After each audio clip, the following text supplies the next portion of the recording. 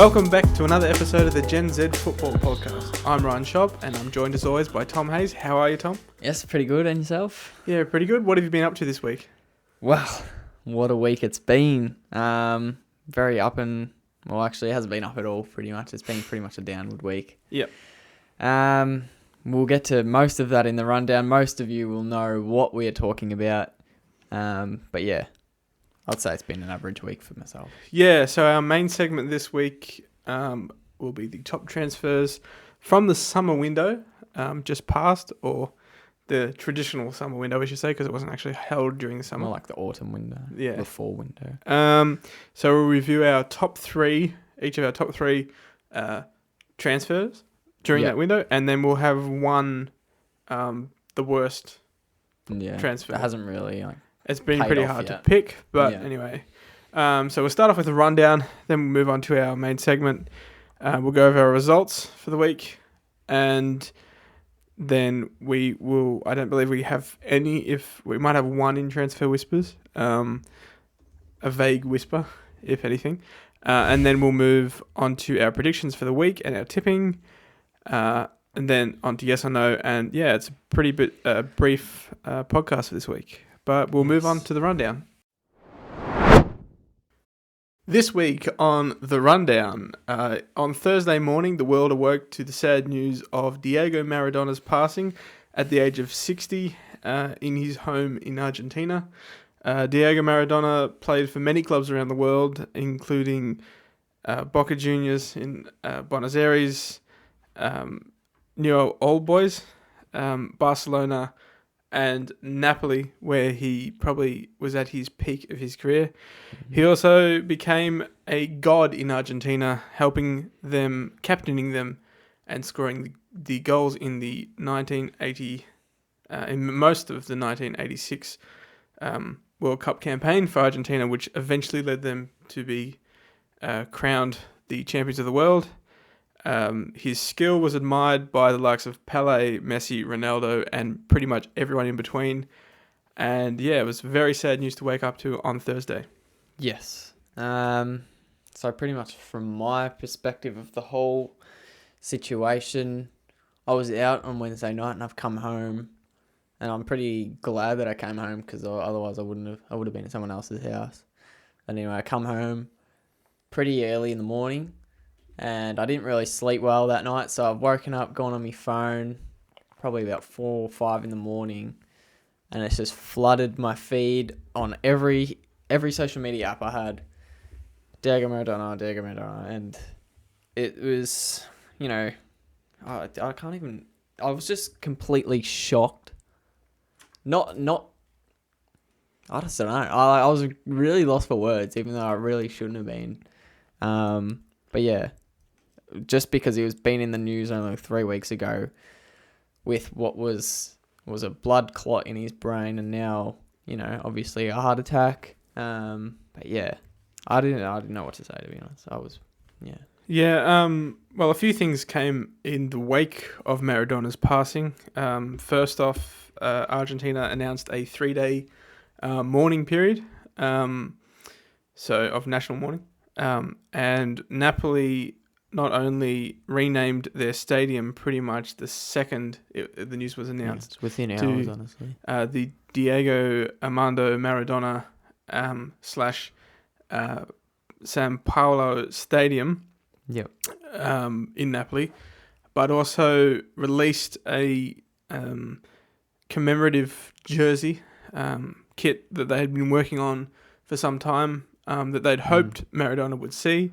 Obviously, that's not to be the case. They're going to release it very soon. Very soon. It resembles the stripes of the Argentines national kit that he wore in the 1986 World Cup. Obviously, as we mentioned before, he led the Argentina national team to success in 1986, with some very controversial moments, but I think we'll get into that in just a short while. And then, the likes of Pelé, especially, he was, he paved the way for Maradona in many respects. Many people see Maradona as being the successor of Pelé, and then of course, probably Ronaldo and Messi to be the successors of Maradona. R9 or CR7? Hey? R9 or CR7? R9 Ronaldo. Oh, After. yeah, And then Ronaldo, I'd say CR7 Ronaldo, and then Messi. Messi and CR7, Yeah. Ronaldo. But yeah, there's and we might. I don't think we'll talk about this probably for another podcast. That it doesn't look like there will be anyone of the likes of Pele, Messi, Ronaldo, or Maradona for some time as a singular. Whether that's a good or bad thing, we don't know. But yeah, did you have any statistics for Maradona's career? Yeah. But yeah, firstly, I just want to say you don't really notice that you're witnessing history until it's already happened. So yeah, we could be living in a new era of, greatness right now, and we don't really realize it yet. But anyway, stats: 558 club games, where he played 259 of them for Napoli. So yeah, just under half of his games. And he led them to their 2 only league titles ever, and they haven't won one since either. On top of that, 91 caps for Argentina, which is very impressive as well. Played in 4 World Cups, but he captained them to victory in the infamous 1986 World Cup, where he scored both the Hand of God and the goal of the century in the exact same game against England, which I think it was semi-final, I want to say. Semi-finals. But yeah, they're just... I don't really have anything else on that. Well, yeah. Everything else is pretty much, what's going on. Yeah. I mean, for people our generations, it's probably don't understand how great he was unless you actually go back and look like we have. We've seen, obviously, a lot of footage, documentaries and... There's a couple good documentaries out. Yeah. But for places like Argentina and Napoli, he did a lot of very good things. For people who don't know, in the 80s, Maradona moved from Barcelona to Napoli, which was quite controversial at the time. Had a pretty disastrous spell at Barcelona. Yeah, anyway. he didn't do very well. I mean, he wasn't given a lot of chances to do a lot at Barcelona. But he moved to Napoli, which surprised a lot of people. And, he became the hero of the city at a time when Napoli had been for centuries, really, let alone decades after the war, a poor, very poor city that was kind of ridiculed by the likes of Juventus, Turin, and Rome and other cities in Italy. And the people of Napoli, they felt it often as they were being mocked. And he kind of said, well, we're not having this. And so he helped Napoli become champions of Italy and win European trophies in Napoli, for Napoli. And they loved him forever, and they still do. And same goes with Argentina. Argentina went through turbulent years in the 70s and the 80s under multiple juntas, as they were called, which are military dictatorships. And the people of Argentina needed someone to look up to, and it turned out to be Maradona. And he handled the stress and the weight of that responsibility quite well. Not many people know, not many people our age know, but there was a war between Argentina and England in 1983 over a group of islands called the Falkland Islands. And so 3 years after that, at the World Cup in Argentina, for a semi-final, it meant so much because Argentina lost the Falkland Islands to Britain. It meant so much for them to beat England in the way they did it as well. Yeah. Obviously, that Hand of God goal wasn't a goal. Even Maradona would concede that it wasn't a goal. Yeah. But the goal after that, pretty much put all the naysayers to rest. It was 2 or 3 minutes after. It wasn't very long after. So yeah. I like that he wasn't really. I like that he didn't want to hide the fact that, he didn't want to claim that it was a header. No, I mean, he did that he did that. They did on the pitch, but afterwards he. Yeah. He said, the actual quote was, "A little with the head of Maradona and a little with the hand of God," and yeah, the rest is history, I suppose. Yeah. Obviously, we could talk about Maradona for the whole podcast, but we should have made a whole thing. Yeah, I just wanted to share one quote from him that I think, describes him perfectly. So here it is. If I was in a white dress at a wedding and a muddy ball arrived, I would stop it from the chest without thinking about it. I think that pretty much sums him up immediately. Rest in peace. So we should probably move on. I suppose it's happier. Anything's pretty much happier than that bit of news. Yes. On Thursday, after match day 4 in the UCL, Bayern Munich, Manchester City, Chelsea, Sevilla, Barcelona, Juventus have all qualified for the knockout stages of the Champions League. They are the first to go through, with the remaining... That's still another 10 to go through. 10 to go through? Yeah. But that's, 6 already after 4 match days. Obviously, I don't really think any of these teams are surprise go-throughs, especially Bayern, Chelsea, City. Barcelona, Barcelona, Juventus, they've had some interesting matches. But anyway, so they've gone through. Also on Thursday, FIFA's The Best nominees, which they replaced... pretty much the best is kind of their version of the Ballon d'Or, in a sense, after the Ballon d'Or decided to go back to the French magazine that used to run it. Their nominees were announced or made official by FIFA's Men's and Women's Player of the Year and Men's and Women's Coach of the Year. Do you want me to go through them? Yeah. So we've got Women's Player of the Year, Men's Player of the Year, Women's Goalkeeper of the Year, Men's Goalkeeper of the Year, Women's Coach of the Year, Men's Coach of the Year, and the Puskas Award, which be pretty hard for us to describe every goal. But if you go on the Best FIFA Football Awards, they have a website, and you can pretty much click every link to every goal. But I'll go through the nominees real quick. There is quite a few to get through.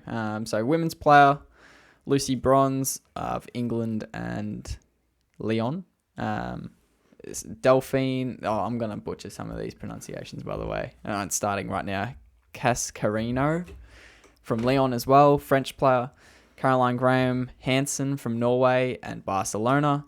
Pernille Harder from Denmark and VfL Wolfsburg and Chelsea. She's obviously transferred. Jennifer Hermoso from Spain and Barcelona. Ji Soyeon from Korea Republic and Chelsea. Sam Kerr, Aussie mention. Australia and Chelsea. Chelsea have quite a few names here. So to Lyon. Yep. Here we got Saki Kamagai. Yeah, Kamagai, I'd say. Japan and Lyon. Have got the next one. I'm pretty sure it's Zenifer Morozan from Germany. I've obviously not got it right. Germany and Lyon. Vivienne Medema from Netherlands and Arsenal. And Wendy Renard from France. I reckon I can run through the men's one a bit quicker. If you want. Right, go for it. So we have Thiago Alcantara from Spain and Bayern Munich / Liverpool. Cristiano Ronaldo from Portugal and Juventus. KDB from Belgium and Manchester City. Robert Lewandowski from Poland and Bayern Munich. Sadio Mane from Senegal and Liverpool. Kylian Mbappe from France and PSG. Lionel Messi from Argentina and Barcelona. Neymar from Brazil and Paris Saint-Germain. Sergio Ramos from Spain and Real Madrid. Mohamed Salah from Egypt and Liverpool. And Virgil van Dijk from Liverpool and the Netherlands. Yep. And there's also the women's goalkeeper, men's goalkeeper. Probably. I think we'll put the link in the description of both the podcast and. But we'll go through the coach ones real quick. We'll go through both of them. So for women's coach, actually you do the women's ones now. All right. So I don't know many of these. Yes. But some of them I presume would be men as well as women. Yeah. I'm just gonna. I'll probably butcher it. I'd say Luis Cortez from Spain and Barcelona. Rita Guarino from Italy and Juventus women. Emma Hayes, no relation of Tom, I don't believe. I don't believe England it. and Chelsea. Stefan Lerch from Germany and VfL Wolfsburg. Hegi. Mate, I'm so sorry. I'm sorry for myself and for you. Yeah, I've not seen this name. I presume she's Norwegian. That's what it says. Rees from Norway and LSK Kivne. Jean-Luc Vassier Vassier. from France and Olympique Lyon. And Serena Weigman from the Netherlands and the Dutch national team. So, yeah, I'm sorry if I've pronounced any of those names incorrectly. And there's only 5 nominees for the men's coach of the year. Marcelo Bielsa, Argentinian for Leeds. That's interesting. Championship manager. Or previous, obviously he's on there because of his championship. I think heroics. that he's just a genius and he deserves everything. Hansi Flick from Germany Hansi. and Bayern. Obviously, You Bayern didn't say winning- his full name. yeah, I know, but everyone What's knows his who he middle is. name? Not even Hans Dieter Flick. detail. Okay. Hansi for short. Next Anyway. up, Jurgen Klopp of Liverpool and Germany. God, that's a surprise.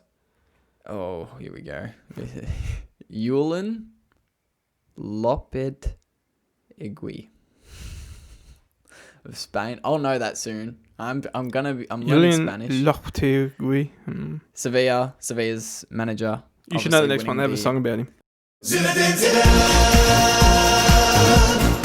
Zinedine Zidane for France and Real Madrid. So yeah, we'll leave a link to that one in the descriptions of the video and the podcast. But it also has all the links to the Puskas Award nominees. Yeah. So what do we got? Moving Next? There's still more in the rundown. Yeah, moving on. We have a little bit left in the rundown. On Friday, 10 of the 20 Premier League clubs will be allowed restricted numbers of fans into stadiums when lockdown rules end on December the 2nd. Of course, this is in line with London easing restrictions. But, you know, this can change rapidly and there's nothing is set in stone here, Yep. but it is It's a step in the right optimistic. direction. Yeah, a step in a good direction. We have obviously Liverpool, London, and the South Coast. They've made like a tier system. So there's tier 1, tier 2, tier 3. Mm-hmm. In tier 1, they're allowed 4,000 fans outdoors or in stadiums, and 2,000 indoors. Tier 2 is 2,000 fans outdoors and 1,000 indoors. And tier 3 is just the same as what it is now, as empty stadiums. So at the moment, they've put 10 Premier League clubs from London, Liverpool, and the South Coast into tier 2, which means they're allowed 2,000 fans in their stadiums. So those, you can probably figure out what teams they are, but they're Arsenal, Brighton, Chelsea, Crystal Palace, Everton, Fulham, Liverpool, Southampton, Tottenham, and West Ham. So they're allowed 2,000 fans from December 2, which is their coming up fixtures. Yes, and the last bit on the rundown is another bit of sad news. Papa Bourbois Diop, I hope I have said his name correctly, passed away at the age of 42. Very young. Yeah, the Senegalese, former Senegalese national player, scored, I believe, as Tom told me earlier, Senegal's first World Cup goal. Yes. So he's very, Very much appreciated. yeah, Senegal. and I believe Didier Drogba is also Senegalese. Maybe Yeah, not. That's right. No, It's one of those countries. Cameroon, maybe. Yeah. Anyway, but he posted of his appreciation for Papa Bourbois Diop. So he played for Fulham, West Ham, Portsmouth. They're mainly the English teams. Birmingham City he also played for. But yeah, his main significance was that first goal for Senegal in the 2002 World Cup. So yeah, more sad news to dampen on it. But yeah, 42. I just can't get over that. Very yeah, young. he has had it was reported that he had an illness for a very long time. But yeah, 42 is so young. Sorry. Drogba is from the Ivory Coast, but African. I played FIFA for that long and I never knew that. Yeah. Anyway, that was the rundown. So for the results this week, we had, again, Premier League and Champions League games. Pretty much we have a game of football every day for a while. We won't report on all of them because the Europa League game's pretty much the other day that fills it, or Championship. But yeah, for the next upcoming week, which we'll talk about in fixtures, there's only one day we'll miss out on, which is for Europa League games. So very, very good stuff for us. But we'll go through the results first to finish off match week 9. We'll also go through our tipping as well. We had Burnley 1, Crystal Palace 0. Yes. Oh, Burnley. Getting off the bottom. Yeah. Surprising. Yeah. Both did Crystal Palace to win. No points for either of us. But yeah, Burnley, it's good for them, I think. And they also have a fair few games in hand as well. So if they're able to get themselves back into, out of that relegation battle where they should be, that's a good thing for them. Yep. Next up, we had Wolves 1, Southampton 1. I think we both predicted a draw. However, I predicted the correct score for that one. So I get 3, you get 1. All I could say is pretty predictable. Wolves and Southampton both have had their days of not scoring and then scoring largely. So that's all I can say for those two games. Nothing really of significance for either of them. But moving on to the UCL, where, as we mentioned before, a few teams have qualified for the round of 16. But we'll go through all of them one by one. And we actually got a fair few right in these. Yeah, we did. To start us off, on Wednesday we had Group E, F, G and H. Starting off with Krasnodar 1, Sevilla 1. Both getting that one right. Sevilla winning that one very late, as did Chelsea in the next match, where they beat Rennes 2-1. Yep. Both got that one right as well. Yep. So a couple late winners there to get them qualified and through. Next up, Lazio 3, Zenit St. Petersburg 1. Both getting that one right once again. Lazio, that should be close to qualification soon, as Dortmund are after their 3-0 win against Club Brugge. Both getting that one right as well. Yeah, you would expect that to be the case. Through, yep. Next up, Group G, I believe. Dinamo Kiev 0, Barcelona 4. Barcelona had a slow start in that one, gotten over the line. And then we had Juventus 2, Ferencváros 1. Another late winner there for Juventus, getting them through as well. Both getting those two right. And for Group H, Manchester United smashed Istanbul Başakşehir 4-1. You thought they might have lost if you tipped them, but obviously that wasn't the case. Yeah, a bit unexpected. But they should have won that game, which is good for Ollie's case at this stage, I suppose. And the last game, PSG 1, RB Leipzig 0. I watched that one. Leipzig were coming hard in that last half and very unlucky not to score. So you predicted Leipzig, I predicted a draw, so none of us get points for that one. So we both picked up 7 points out of 8 for the for the Wednesday games. Moving on to the Thursday fixtures, starting off with Atletico Madrid 0, Lokomotiv Moscow 0. I predicted a draw for this one. You've gone with Madrid. Yep. Very lackluster game. 0-0. Not a lot going on. The other game in Group A, Bayern secured their qualification, or not qualified, secured their progression, I suppose, to the knockout stage with a 3-1 win over RB Salzburg. Both predicting that one as well. It's a goal fest in the last one. Unfortunately, not for this one. Mönchengladbach, they have absolutely killed Shakhtar Donetsk. 4-0. They beat them 6-0 only 2 weeks before that. So they've aggregate of 10-0. Not bad. They could be the dark horse of the competition so far. Yeah, they've definitely outperformed their expectations. Yeah. We could say that much. Both predicting Mönchengladbach there. In the other game in Group B, Real Madrid 2, Inter 0. Real Madrid away from home there. Yeah, I called a draw for this one, but not terribly surprised. Yeah, I've also done a draw there as well. Inter in strife. They haven't got a win yet so far after 4 games. It doesn't look likely they'll get through. But yeah, if they finish third, it should be enough. Europa League might be good enough for them. Yeah. We'll see how that turns out. Group C, Olympiacos 0, Man City 1. Just getting over the line there. Both predicting Man City. They also qualified for the round of 16 in that one. FC Porto 2, Marseille 0. Marseille also struggled to get off the mark in this group. So it doesn't look likely for them to... Looks like their European road for this season is coming to an end. Yep. Both predicting Porto. Then in Group D, Liverpool losing at home to Atalanta 2-0. Both predicted Liverpool.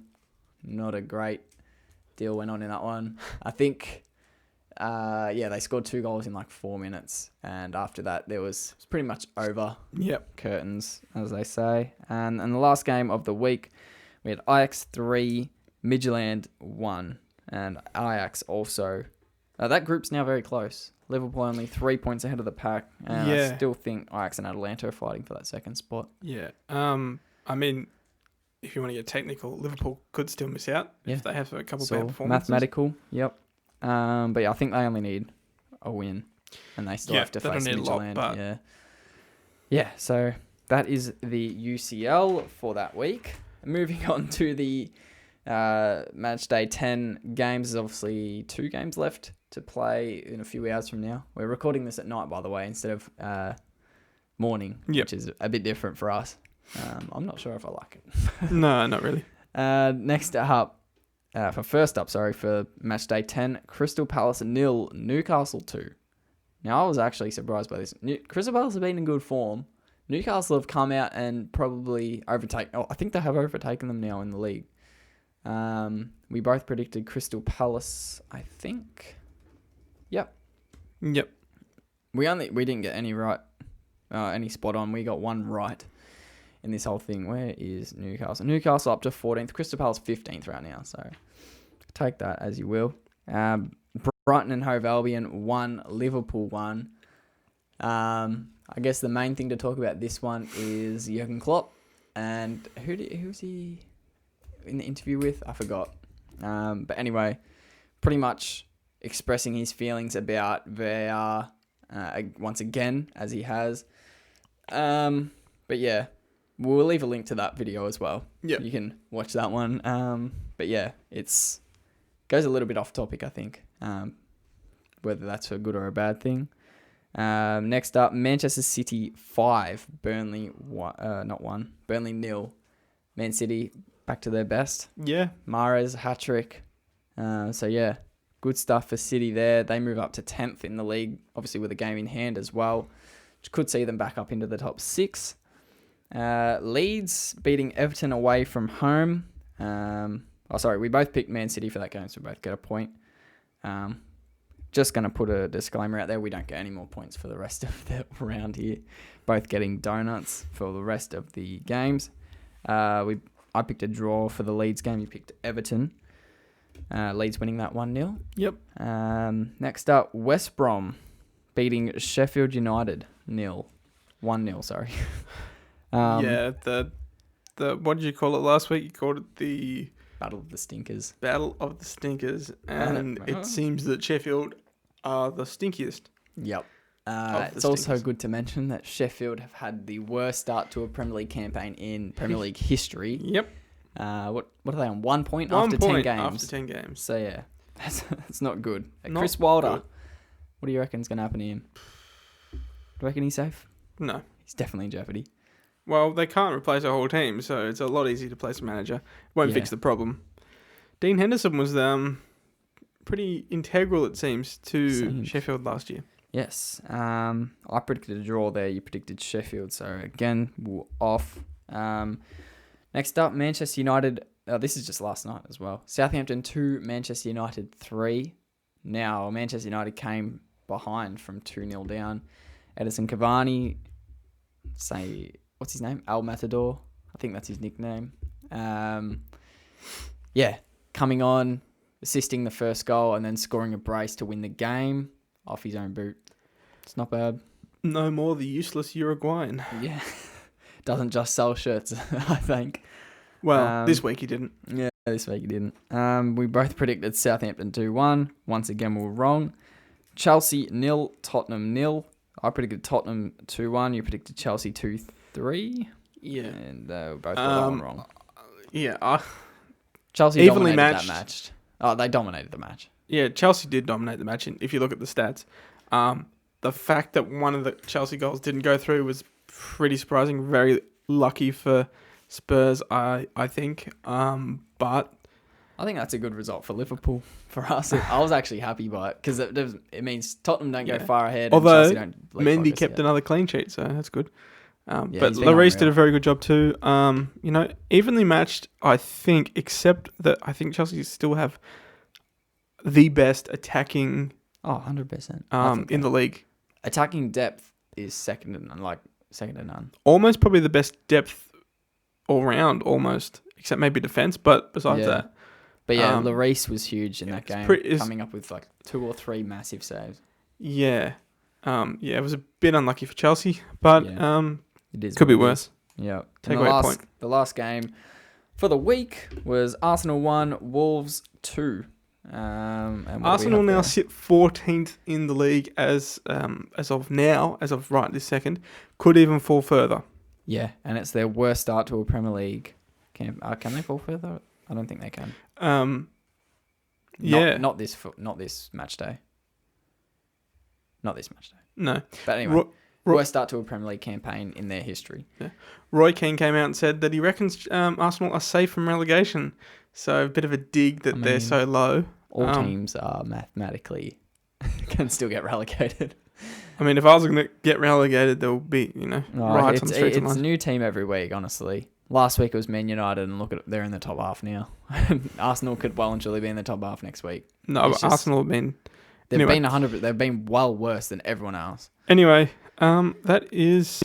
Yeah, that's all the tipping for this week. Next week, what do we have? We have, 16 UCL games, 11 Premier League games. So very excited to get through them. But first, we'll go through our main segment, which is pretty much going through the transfer moves that we think were the best ones so far, and one each of the worst ones. So we'll get into that now. So for our main segment today, we have picked 3 good transfers that we believe have, been of significance to their new team, and 1 bad transfer from the summer window. These could be good for the team or bad decision by the team, or the player hasn't turned out to what they hoped to be. Or the players exceeded their expectations. That could be one of the reasons why he's good. So I think we'll just go one by one, listing one of each. Yep. And then we'll do the bad one at the end. Yep. So do you want to go first? Yeah, sure. I don't really have these in any particular order. I don't know if Tom does. No. But first off, I have Edouard Mendy, who moved from Rennes to Chelsea. Obviously, for the games he's played, he's kept clean sheets except once or twice in all competitions, which is very impressive. Obviously, fills a big hole, quite literally, over the goals that became a real problem with Kepa for the start of this season and last season. Chelsea conceded the most goals in the top 10 and probably all round, I think. I'm not quite sure. Yeah. They conceded a lot. Anyway, it looks like this problem is fixed, at least for now, as Kepa remains on the bench and Mendy is healthy. Don't have a lot more to say about that. Very good signing by Chelsea. The one thing that's probably why he's on the list is that when you first heard the rumours or when he first arrived at Chelsea, you didn't really expect him to be a permanent number 1. If he was to keep this up, do you think he could be that permanent number 1 for the time being? If he keeps up the form up, yeah, probably. I still think they have to get in a bigger name, but... Sometimes a bigger name's not what you need. Yeah, but I don't know. Hopefully hopefully for your sake, he is one for, the near future, if he can hold down what he's doing. He's, 28? So he's still got a fair bit left in him. Yep. I'll go through my first one. One that I was pretty critical of when it happened was Wesley Fofana from Leicester City. Now, he is so young. I think he's 18. I could be wrong. I hope he's still 18. Hope he's still 18. He moved from St Etienne to Leicester for 40 million euros. Is he 18? Are you looking it up? He's 19. 19. Well, I think he was 18 when the transfer went through. What date? When's he born? 17th of December 2000. Okay, he was 19 when the transfer went through. So, yeah, I was questioning why would Leicester spend $40 million on an 18-year-old that's played 20 games for St Etienne. Like, it didn't really make sense. But yeah, Segla Soyuncu from Leicester has been injured for a good part of the season so far, and he has pretty much solidified that role for the time being. And I don't think he's in a position to just be replaced easily for him when he comes back. Johnny Evans may come out for Soyuncu if that's the case, but out of Johnny Evans and Fofana's well and truly been the best. He's only played half their games that they've played. I think they've played 9. He's played 4 of them. He's come in and been such a presence at the back.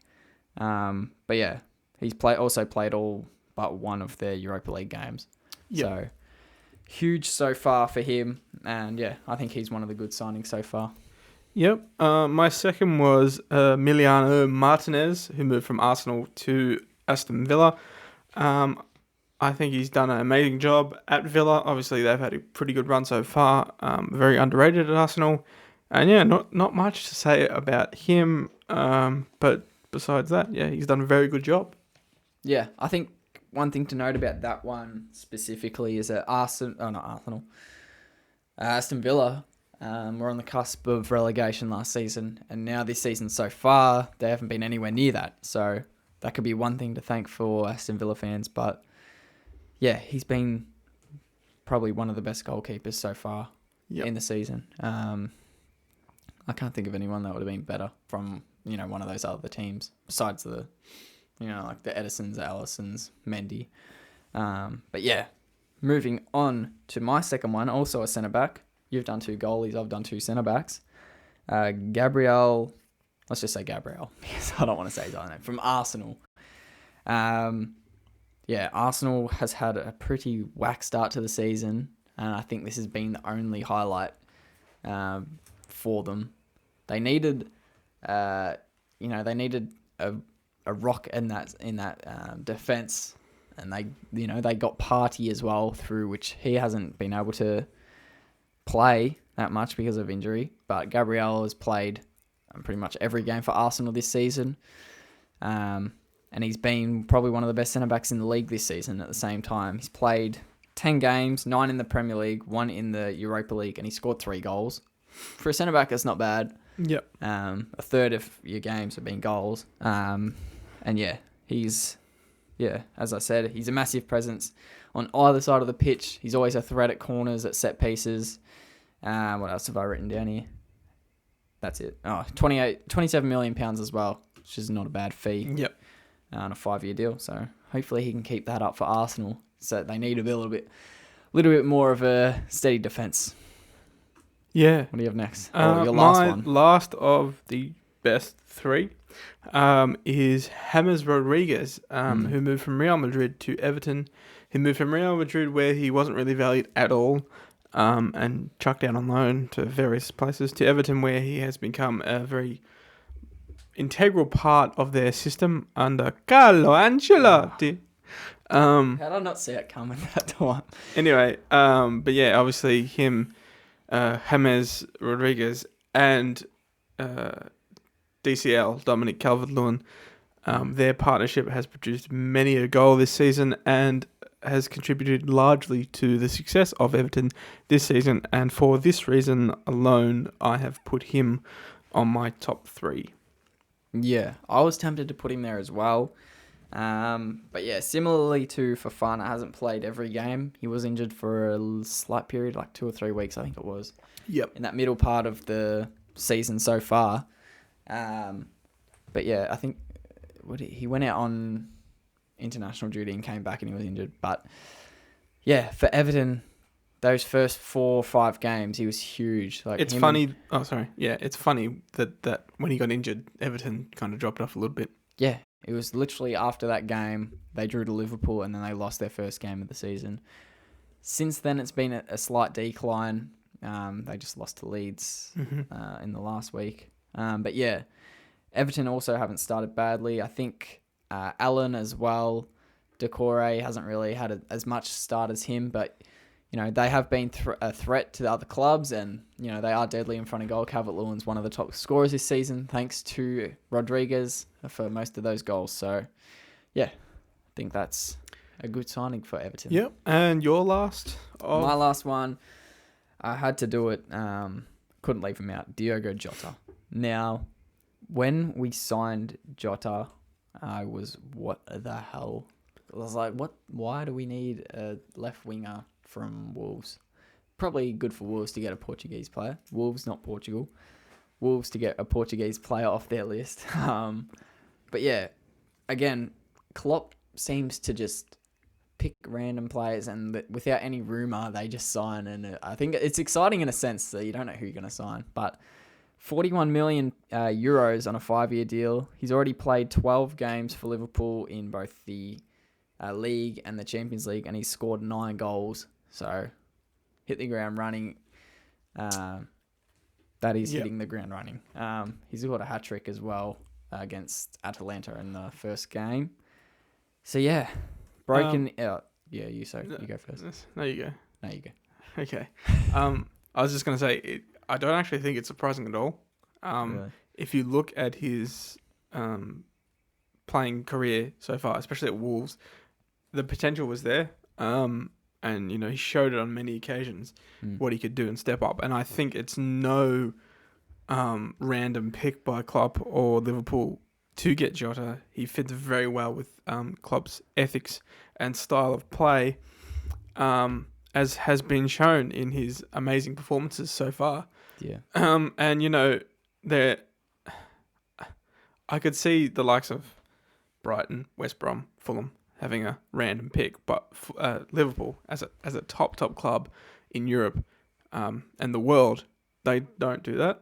They go over everything, over all the statistics. If Klopp said he wanted to bring in Kepa, for example, they would tell him no. Like, he can't just pick anyone he likes. If someone came to him, like one of his analysts come up to him and said, like any player, you can't have him because he's not that good. Or we don't trust him, or it's your head on the chopping block, or something like that. It's Liverpool. It's not any old club. So, yeah, I could have seen this a mile out as an emerging talent. And he's just come to fruition in this season, which is great for him and great for Liverpool. Yeah. The one surprising thing I did take out of it, not so much the talent. I knew the talent was there. He scored 2 hat-tricks for Wolves in the Europa League last season. Scored many goals for them in the Premier League. The one thing I was more surprised about, and a lot of people questioned, was whether he would be able to break into that front 3 and make it a front 4 or replace one of the players in the front 3, which he is slowly doing. Roberto Firmino, he's starting in front of him sometimes. He started in front of Mane on the weekend, and they've created a front 4 in many games, playing Firmino as a centre forward and Diogo as a striker. I think that was the most surprising thing, and he's done that so quickly. He's only played 12 games, and he's already done it. Yep. That's the thing that got me the most, and that's the thing that a lot of people questioned at the start, is that £41 million for a backup. He's just gonna be a sub. He's gonna play bench. He's been our best attacker this season by numbers. I think in a year that valuation could double. Yeah, easily. Probably already has. I wouldn't go as far as to say it already has, but it could if he continues on this form. You start your bad one. I will see what his value is right now. Yeah. So my bad one, I believe Tom has the same, but I'm not too sure. Is someone who is unfortunate to find himself being labelled as the worst transfer this far. I'm just going to quickly say his value hasn't doubled. It's gone up a little bit. It's 40 million euros. They paid 41 million pounds. It's gone up about £5. Anyway. All right, keep going. Anyway, this man was bought from Ajax to Manchester United. He is a Dutch international. Do you want me to say it or you say it? I'm pretty sure they know who it is. It's Donny van der Beek. Yep. He has been nothing more than a glorified bench warmer at Manchester United, and I don't believe it's his fault. He showed very good performances in the Dutch national team this year.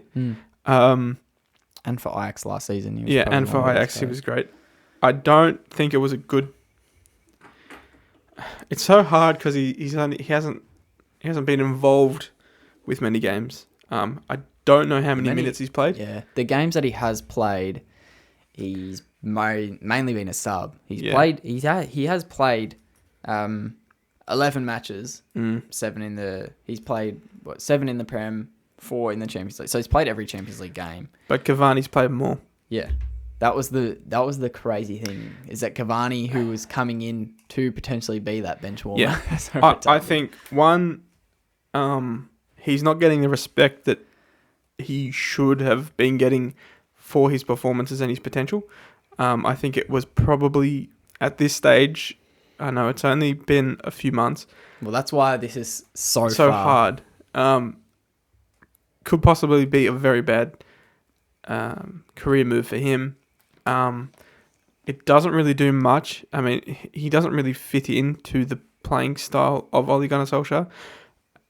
And honestly, do we even it's know not what the playing style really is? They don't really have one. No, it's like throw everything at the wall and hopefully they get a goal. Or, I don't know how to explain. Anyway, throw the paint at the wall. to stop banging at Man United for a second, it's a bit sad to see someone who was rated so highly just not get the chances to show his true potential at a team, and that is the only reason that he is the worst signing. Yeah, I found it hard to pick an actual bad signing. Yeah.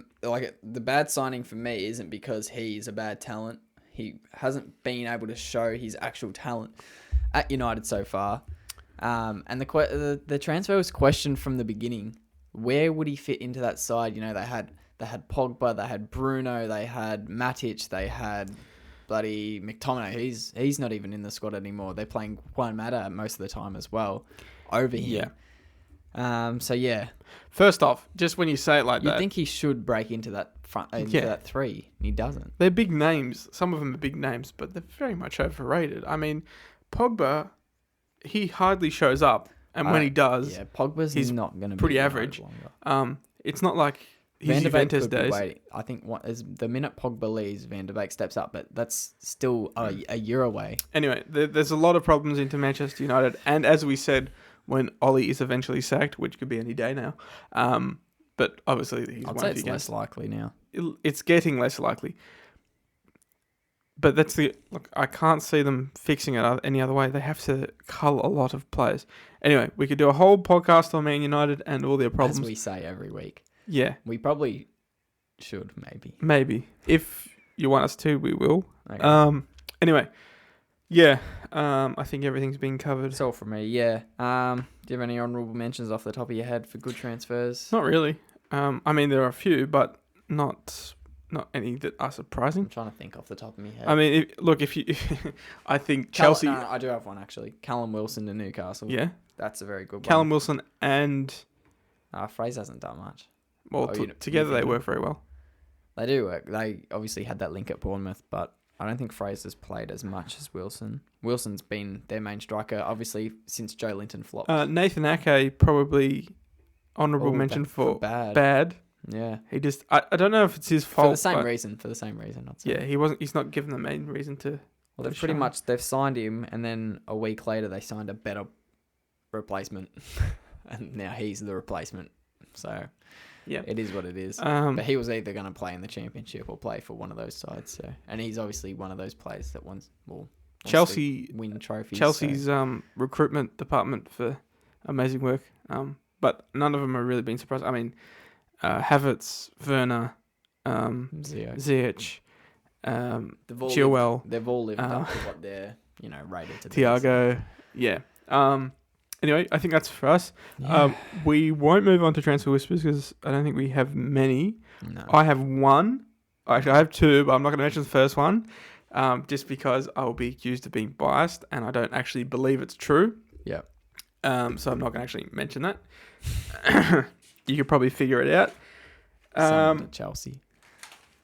Anyway, well, the second one is somewhat Chelsea related, but David Alaba, as we mentioned last week or the week before when we did our free agents.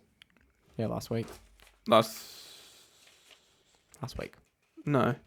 Was it not? Yeah, it was. Yes, last Last week. Yeah, last week. I said David Alaba would go to Juventus, and now it's looking very unlikely that he actually will go to Juventus. I said in the podcast that I think if I didn't say Juventus, I was going to say Chelsea. Now, whether they were listening to me or not, I very much doubt they were listening to me. David Alaba's agent plans to speak to PSG and Chelsea, according to Bild. Many of the other sources, news sources, only really mention Chelsea. PSG is kind of like a secondary one. I don't mean that to be rude to PSG, but it seems like he wants to go to Chelsea or his manager wants him to go to Chelsea. Yeah. And I think he would fit great. Yeah. Well, I predicted last season that he would. Oh, not last season. Last week, I predicted he would go Premier League. And yeah, he's obviously not going to get that contract at Bayern. And Thiago Silva only signed a 12-month contract. Yeah, although there are... He has the option to extend for another 12. Yeah, there are rumours. I don't know if he has the option, does he? I think he does. And anyway, I think he wants to. Yeah, if he was from what I've heard. Yeah. Anyway, if he wasn't to... Early days, but yeah. Alaba would slot in straight in. And even if he does, he'll only be 29. Alaba could still come in. Yeah, replace Zuma or... He'll be better than any of the rotation. Other centre-backs. Yeah. It doesn't really matter. He'll Zuma be in the squad. Yeah, no. I mean... Thiago Silva is not young, so if Chelsea could get it, everyone else in the Premier League would be a bit scared, I think. That's pretty much it. Our main segment / transfer whispers. Yep. We'll now move on to our tipping for the week. Now we move on to our fixtures, and our tipping for this week. We start off with the Premier League Matchday 10 and Leicester taking on Fulham at the King Power Stadium on Tuesday the 1st of December at 4:30am. What did you have for that one, Tom? I've gone Leicester 3, Fulham 0. That's funny because I did exactly the same. Oh my God, not this again. The next match we have is West Ham United taking on Aston Villa at the London Olympic Stadium at 7am on Tuesday the 1st of December. I went with 1-3 in Aston Villa's favour. I did 1-1 draw for that one. Very well. 3-1 Aston Villa. We now move on to the Champions League Matchday 5. On Wednesday, December the 2nd, we have Lokomotiv Moscow taking on RB Salzburg. Yep. I'm going to say Salzburg to win that one. Ooh, all right. I've done Lokomotiv Moscow. Very good. The next match is Atletico taking on Bayern Munich. I've gone with Bayern Munich. I've also gone with the same. The next match is... Oh, not this again. The next match is Shakhtar Donetsk taking on Real Madrid. In Shakhtar Donetsk? Wherever that is. Donetsk? Doesn't matter. Ukraine. Kiev. Anyway, doesn't matter. We're getting off track. We're in the Ukraine. Say that. The Ukraine. I've gone with Real Madrid to win that one. Yeah. I've also gone Real Madrid. Although they did lose at home to them, so keep that in mind. True. To a very rotated Shakhtar Donetsk side to say that. Next we have Mönchengladbach taking on Inter Milan in Mönchengladbach in Germany, and I'm going with Mönchengladbach. Same. Next we have FC Porto taking on Manchester City in Porto, and I am going with City to win that one. Yep, I'm also going to go City. Although, could they play a rotated side now that they have qualified? Yeah, they might not care too much. But we'll wait to see. Why change? No, I'm City. Next we have Marseille taking on Olympiacos in Marseille, and I am also going with Marseille. I've gone with a draw. Very well. That one. Marseille have struggled. Next we have Atalanta taking on Midtjylland. Atalanta coming up from their defeat of Liverpool at Anfield. And I'm going with Atalanta to carry over the momentum. Yeah, no, I think Atalanta as well. I think they'll get the job done there. Next we have on Ajax. Next we have Liverpool taking on Ajax, and I have gone with Liverpool to win that one. I'm not picking Liverpool because I did it twice and they lost. I do have a ritual though, right? And I did this ritual like last a rain week. dance? No. So I'll tell you what I do. Actually, no. But if I tell it, will I? No, jinx it? don't tell because it will ruin So I it. do this ritual every You can't week. tell it. I'm not gonna do it. I'm not gonna say. Okay. But I do this ritual every week. It's a two-parter. And every time we've done it, we won. And so the game against Atalanta, I did half of it. I did the first part, and the second part I did wrong. Mm-hmm. And then the other game, what was it? Brighton, I did the first part, but I did the second part again. So, no, actually, it kind of didn't work because I didn't have to go to sleep. That gives it away one of the parts.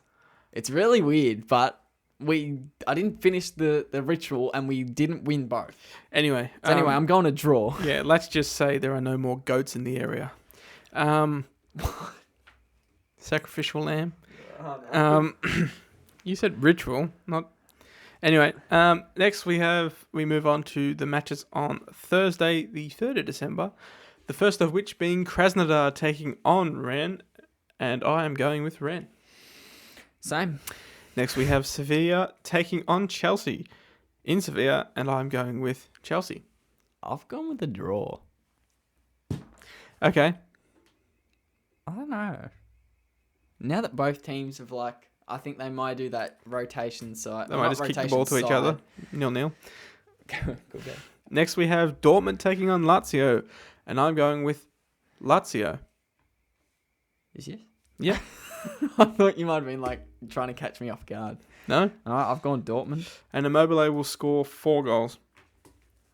I'm going Haaland, brace plus assist. Do we always do this? Yeah. It's always me predicting Haaland. It's always you predicting Immobile. That's actually good. Anyway, next we have Club Brugge taking on Zenit, and I'm going to go with Club Brugge. Yep, I've gone the exact same.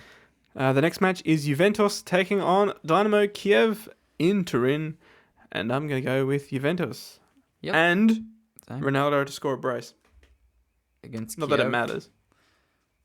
I'm going Ronaldo to start on the bench.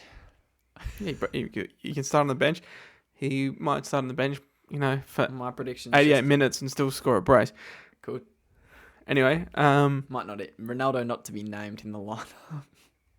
gets COVID again. Oh, please don't. Please don't. Hopefully that doesn't happen. The next match is Istanbul Başakşehir taking You skip Barcelona. on RB Leipzig. It's not on the list, but I'm Did I going. not put it in there? No. Barcelona v. it's Ferencváros. right. Yeah, Is it? we'll do this one first. What one? It's a different group, so I've put them in group order. All right, I've gone to all that effort. Doesn't matter. Barcelona v. Ferencváros. What you got? I've got Barcelona. Yep, same. Okay, move on. The next is Istanbul Başakşehir taking on RB Leipzig, and I'm going with RB Leipzig. Yep, I've gone the exact same. And rounding out the match day 5 for the Champions League is Manchester United taking on Paris Saint-Germain, and I'm going with a draw. Same. We've actually, I'm surprised we've got a lot different than we did last week. Yeah. Now we move on to Premier League match day 11, and Fans will be back. Hopefully, I don't know. They might not be. And to start off, we have Aston Villa taking on Newcastle at Villa Park on Saturday, the 5th of December at 7 a.m. What do you have for that one?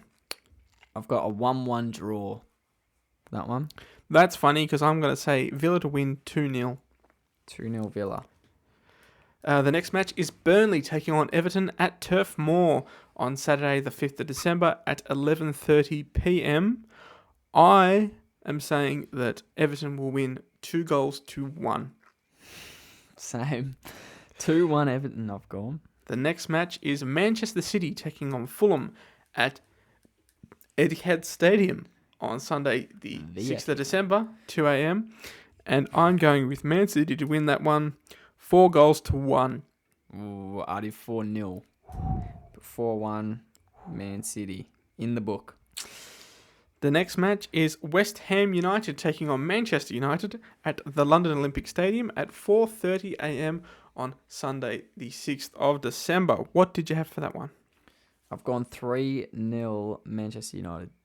I've gone with a 2-2 draw. Very nice. Spicy. The next match is Chelsea taking on Leeds United at Stamford Bridge on Sunday, the 6th of December at 7 a.m. Let me guess, 3-2.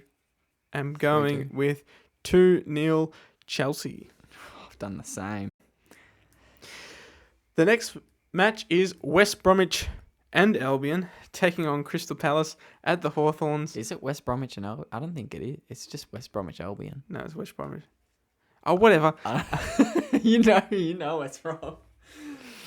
Next, anyway, West Bromwich Albion. I reckon it is.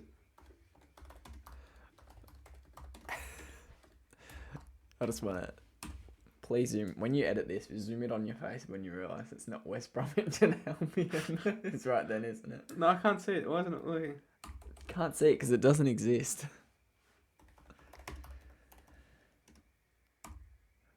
Sorry, this is Google. Put Put a loading screen on. We're going to cut out this. No, I'm not cutting it. See how long it takes you to figure it out. No, it's Google. All right, let me write this. West You're just going to fake it, though. I don't believe you. Bromwich Albion. Oh, shit, mine's doing the same. All right, doesn't matter. We can just edit it saying that you're right. If you're right, you'll edit a tick in. If you're wrong, you'll edit a cross in.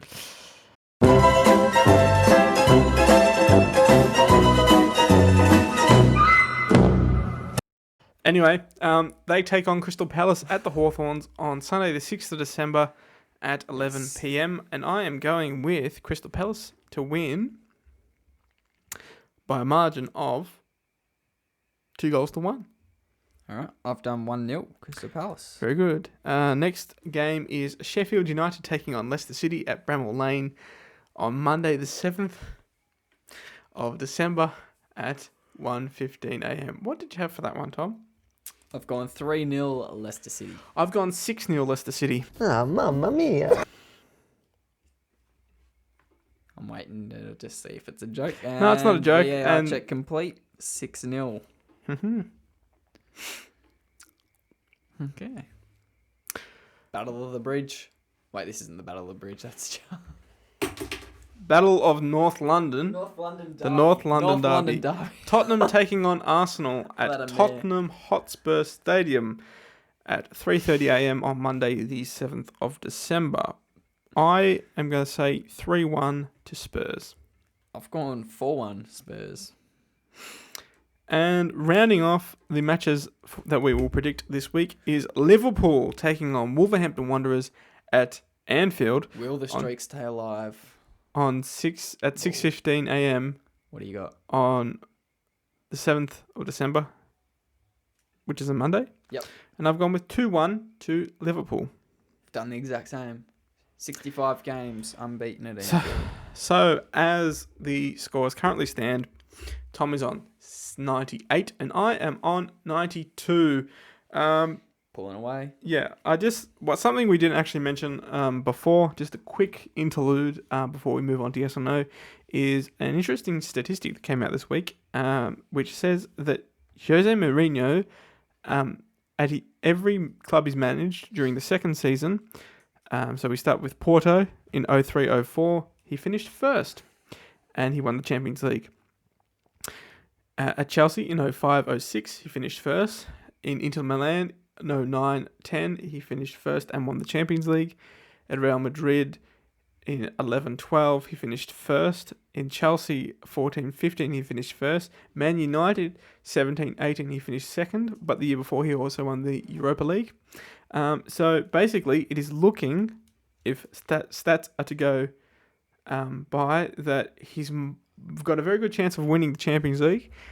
And extremely good chance of winning the league. Wait, did you say Champions League? Yeah. They're not in the Champions League. Well, he hasn't got a good chance League. winning that then. Europa League. The Europa League, sorry. Let's say they have a good chance of winning a trophy. A trophy. They currently sit first in the Prem. So... And the Premier League. Anyway. Oh, boy. Anyway, we'll move on to yes or no now.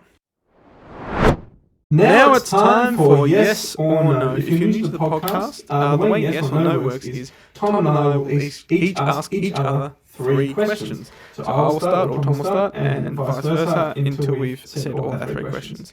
And the main rule is, the only rule is, we can either answer with yes or no. No explanations, no ifs, no buts, no maybes. Tom, would you like to go first? No. My first question to you, Tom, is Jose Mourinho on track to Premier League glory with Tottenham? Yes.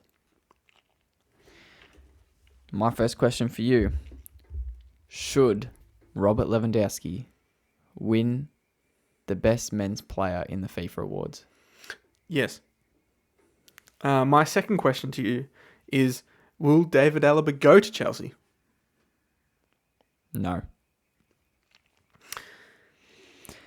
My second question to you is, will more than 4 UCL groups go down to the last day? Yes. Okay. My final question to you, Tom, is, will Bayern Munich manager Hansi Flick take over from Joachim Löw in the near future at the German national team? Yes. My final question to you is, will there be more than 5 clubs represented in the Premier League 2020/21 Team of the Year? No. And that was yes or no. Thanks for tuning in to this episode of the Gen Z Football Podcast. If you want to follow us on Twitter, you can do so at gz_football. Post all the news that we pretty much talk about in the rundown on there, if it's newsworthy. You can follow me on Twitter at ThomasHayes_, and you can follow Ryan on Twitter at RP_shop. All our contacts and references are in the description of this podcast, and so will all the links that we said would be there. Thanks for listening and watching. Ciao. See ya.